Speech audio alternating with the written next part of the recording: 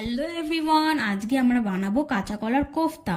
সব কিছু রেডি করে কলাটাকে ভালো করে সেদ্ধ করে নিয়ে তারপরে ছাড়িয়ে ম্যাশ করে তার ভিতরে আদা বাটা, লঙ্কা বাটা, জিরের গুঁড়ো, লবণ, বেসন আর দিয়েছিলাম জিরের গুঁড়ো। সেটা থেকে ভালো করে মাখিয়ে কাকের দিকে বসে বসে সুন্দর করে সন্দেশের মতন বানাচ্ছে।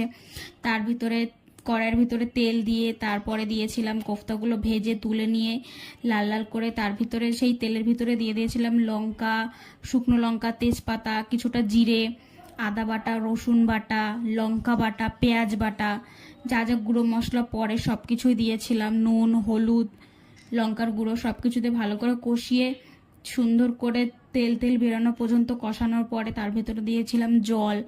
জল দিয়ে কোফতাগুলো জল ফুটে ওঠার পরে তার ভেতরে দিয়ে দিয়েছিলাম কোফতাগুলো দেওয়ার পরে যখনই জল শুকিয়ে আসলো তার ভিতরে ধনিয়ার গুঁড়ো আর দিয়েছিলাম গরম মশলা গুঁড়ো। রেডি আমাদের কাঁচা কলার কোফতা।